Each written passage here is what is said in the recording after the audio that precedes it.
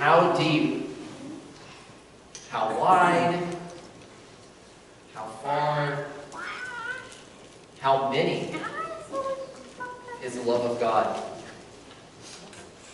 To the ends of the unexplored earth, and there are still those places, and to the depth of my own and your own unexplored being. Where can I go?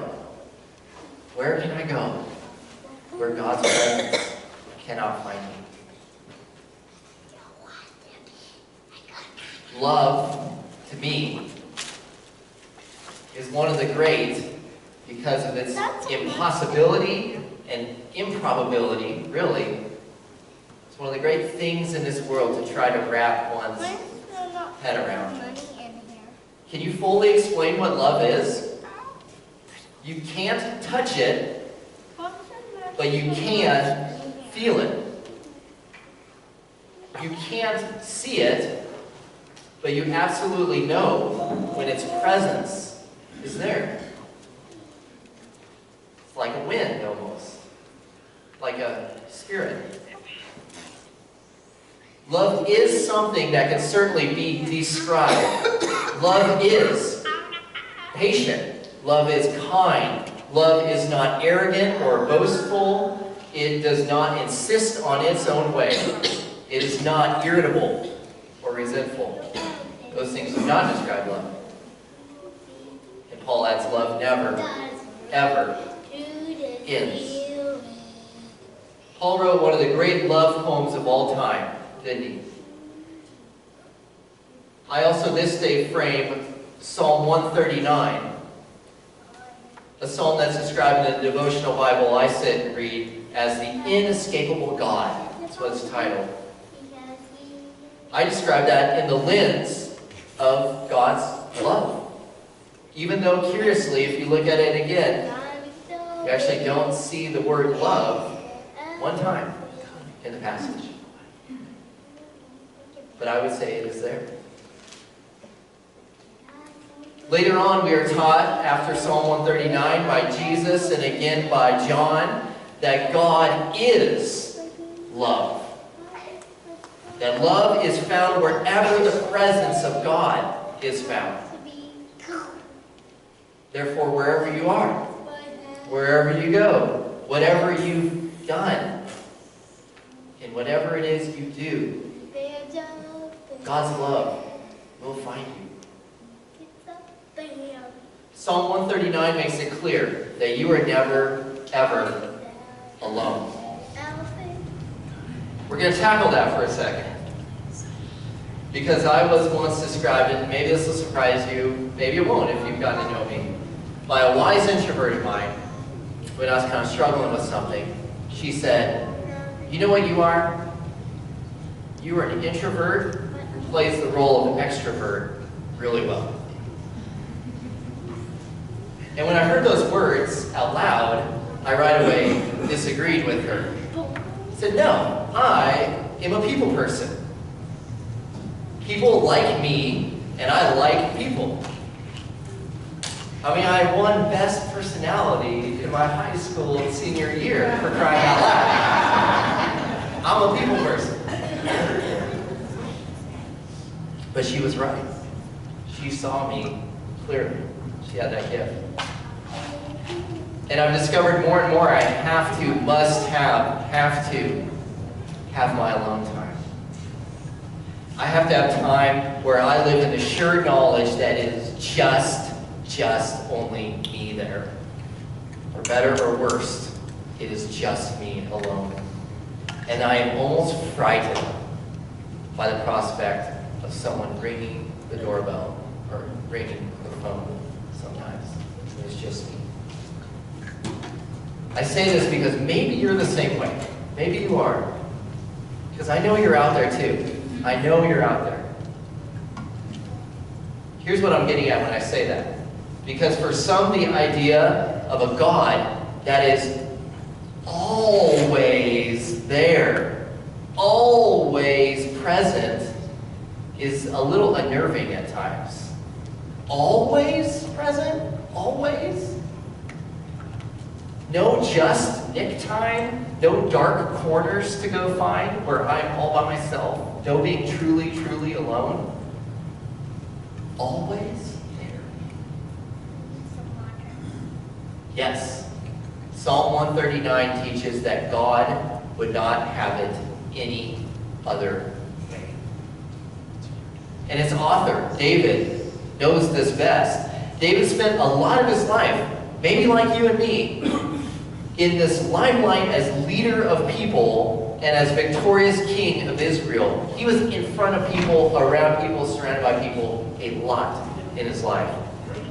But you know what? He also spent a lot of his life alone, in the wilderness, on the run, or watching sheep. In this, he formed a relationship with his God, and he soon realized, and then he wrote, that he indeed was never, ever alone. In front of people, victorious, by himself, alone. Never alone. And he even adds that it was that way even since before he was born. I have found that after a while something special happens in your relationship to you two and with God when you soak up the words of 139 and you really begin to believe them. Because when you believe and take comfort that God is always there, you get a lot better at talking to God. Because you know God's always there. There's no waiting in line for God's time or the right moment. God's there. You become more patient and kind of like love is. You get better at listening and discerning to God in your midst, who is always there, and what God has to say to you at a moment you may not have predicted. And guess what? You get better at listening to God speak through others too. Then, after a while, even if you're introverted, you get comfortable with the notion that God and God's love really, truly is inescapable. No matter what I do, no matter where I go, God is there. God is there when I sit down. God is there when I rise up. God's love is there. God searches my path before me, the psalmist says. He is acquainted with all of my ways. And the psalmist, too, admits, like maybe you are in your mind, that all of this is just too much for me. For him, too. He writes it. He proclaims that this knowledge of this God is just too much, too wonderful for me. It is so high that I cannot attain it, which for us sometimes is really simple. No kidding. Where can I go? What could I do? So already I have found that this life can take a person to any number of places, right? High, low, light, darkness. Some of those are of our own choosing, some are circumstantial. You may not know the path.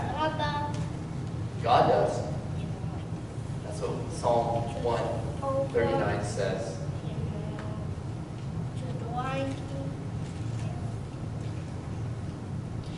Jesus, of course, lived all of this out, right? Always pointing to God in everything he did and clearly defining God's Spirit in the midst of everything was real, and it was attainable, and it was inescapable. And it was here. And it was all around us. No matter who we are, where we are, or what we do, God's Spirit is there. Wherever we go, God's love will find us.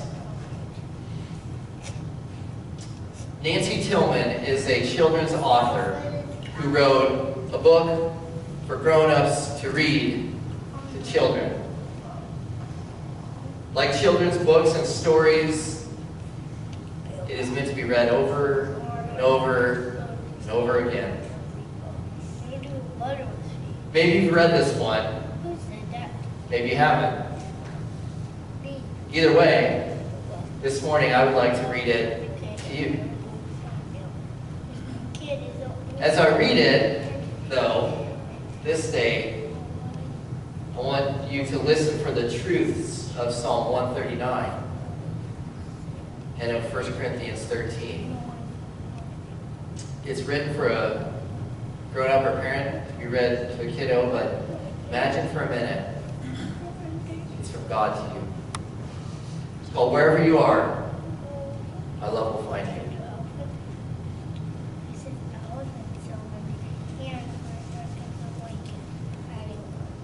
I wanted you more than you will ever know, so I sent love to follow you wherever you go.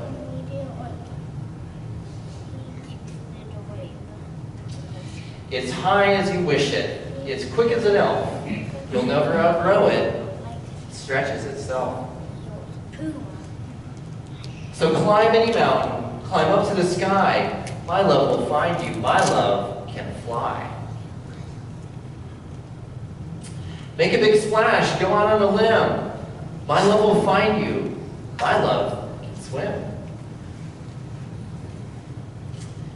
It never gets lost, it never fades, it never ends.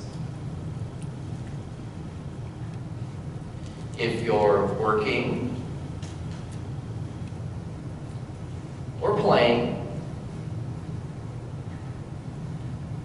or sitting with friends,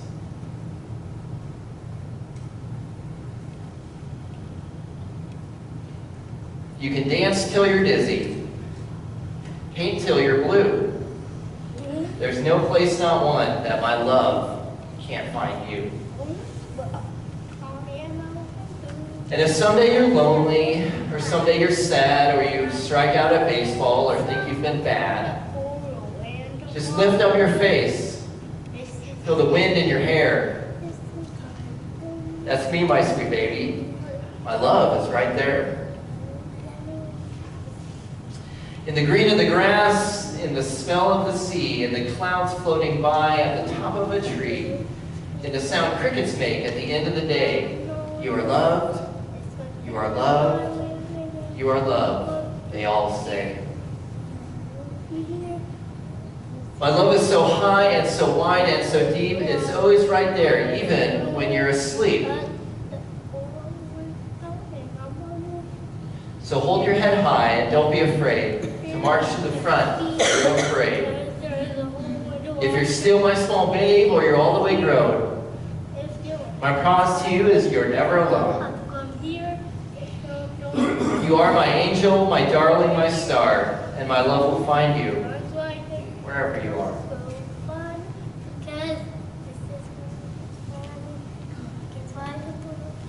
Sometimes I'll admit I get down and out about me, about how I'm doing, about the church, about how we're doing. Are we doing enough? Are we doing the right things? Are we on the right path? Sometimes I need to be reminded simply and purely about the power of God's love. Brothers and sisters, God loves and adores you. God is always, always present and wonderfully there for you. And it is because God loves you. When you go to bed and when you wake up, you are fearfully and wonderfully made in God's image. In the wonderful image of God's love, you are made. Thanks be to God.